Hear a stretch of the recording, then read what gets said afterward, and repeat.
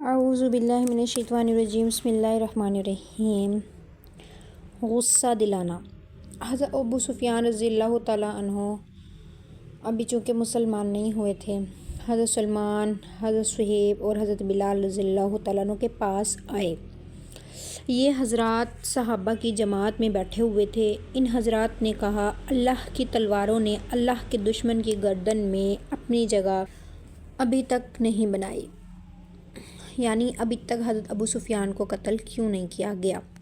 اس پر حضرت ابو بکر رضی اللہ تعالیٰ عنہ نے ان حضرات سے کہا، تم لوگ یہ بات قریش کے بزرگ اور ان کے سردار کے بارے میں کہہ رہے ہو؟ اور پھر حضور علیہ الصلوٰۃ والسلام کی خدمت میں آ کر حضرت ابو بکر رضی اللہ تعالیٰ عنہ نے یہ بات بتائی۔ حضور صلی اللہ علیہ وآلہ وسلم نے فرمایا، اے ابو بکر، ایسا معلوم ہوتا ہے کہ شاید تم نے یہ بات کہہ کر ان کو غصہ دلایا ہے۔ اگر تم نے ان کو غصہ دلایا ہے تو پھر تم نے اپنے رب کو غصہ دلایا ہے۔ حضرت ابو بکر ان حضرات کے پاس آئے اور ان سے پوچھا، اے بھائیو، کیا میں نے تم کو غصہ دلایا ہے؟ ان حضرات نے فرمایا، نہیں اے بھائی، اللہ آپ کی مغفرت فرمائے۔ حضرت صہیب رضی اللہ تعالیٰ عنہ فرماتے ہیں کہ میں مسجد میں بیٹھا ہوا تھا۔ حضرت ابو بکر رضی اللہ تعالیٰ عنہ اپنا ایک قیدی لے کر میرے پاس سے گزرے۔ وہ اس کے لیے حضور صلی اللہ علیہ وسلم سے پناہ لینا چاہتے تھے۔ میں نے حضرت ابو بکر سے کہا کہ یہ آپ کے ساتھ کون ہے؟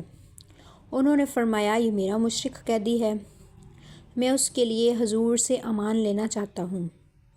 تو میں نے کہا کہ اس کی گردن میں تو تلوار کے لیے بہت اچھی جگہ ہے۔ اس پر حضرت ابو بکر رضی اللہ تعالیٰ عنہ کو غصہ آ گیا۔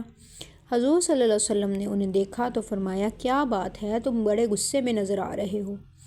تو حضرت ابو بکر رضی اللہ تعالیٰ عنہ نے کہا کہ میں اپنا یہ قیدی لے کر حضرت صہیب کے پاس سے گزرا تو انہوں نے کہا کہ اس کی گردن میں تو تلوار کے لیے بہت اچھی جگہ ہے۔ ان کی بات سے مجھے غصہ آیا ہوا ہے۔ تو حضور صلی اللہ علیہ وسلم نے فرمایا، شاید تم نے ان کو کوئی تکلیف پہنچائی۔ حضرت ابو بکر نے کہا کہ نہیں، اللہ کی قسم نہیں۔ تو حضور صلی اللہ علیہ وسلم نے فرمایا کہ اگر تم نے ان کو ستایا ہے تو پھر تم نے اللہ اور اس کے رسول کو ستایا ہے۔